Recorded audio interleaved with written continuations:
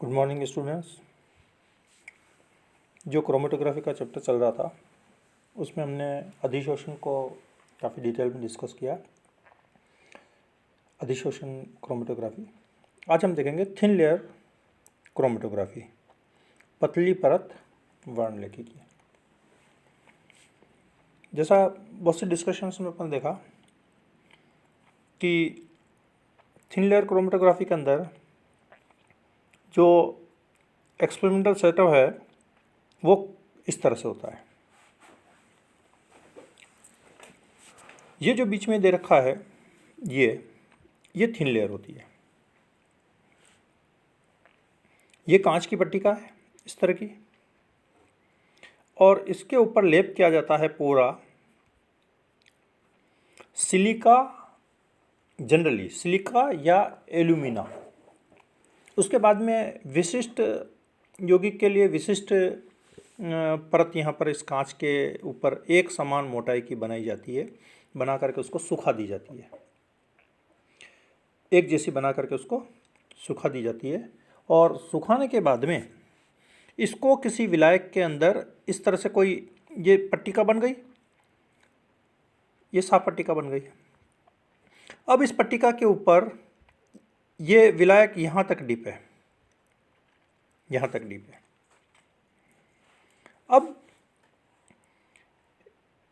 यहाँ पर स्पॉट्स लगा दिए जाते हैं अलग अलग यौगिकों के, और इस पट्टिका को इसके अंदर रख दिया जाता है। अब विलायक कैपिलरी एक्शन के जरिए ऊपर चढ़ेगा, तो ये सारे स्पॉट्स भी यहाँ ऊपर चढ़ेंगे, और ये सारे स्पॉट्स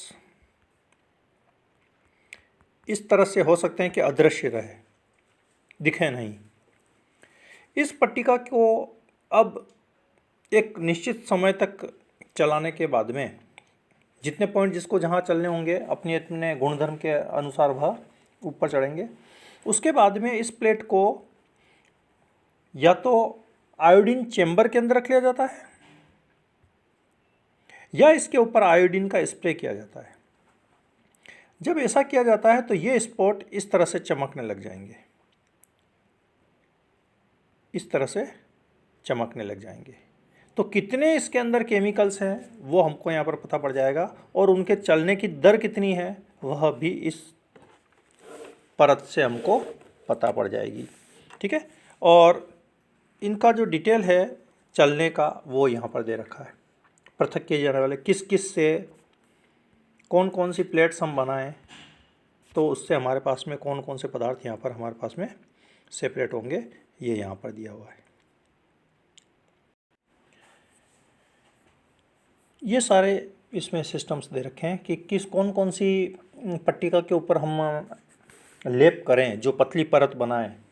ठीक है, इनमें अगर आप देखें तो सिलिका जेल है, एल्यूमिना है, किशेलुगर है, सेलुलोस है, पॉलीमाइड चूर्ण है, जिंक कार्बोनेट, कैल्शियम सल्फेट, ये अलग अलग तरह के हैं। और उनके साथ में किस किस को हम सेपरेट कर सकते हैं, पहचान सकते हैं, उसका भी वर्णन यहाँ पर दिया हुआ है। क्योंकि ये सारी स्पेसिफिक चीज़ें कि किसी के साथ में कोई पदार्थ ही अलग हो सकता है या उसको हम पहचान सकते हैं। तो ये थिन लेयर क्रोमेटोग्राफी पदार्थ को पहचानने में और उनको सेपरेट करने के काम में आती है। Thank you.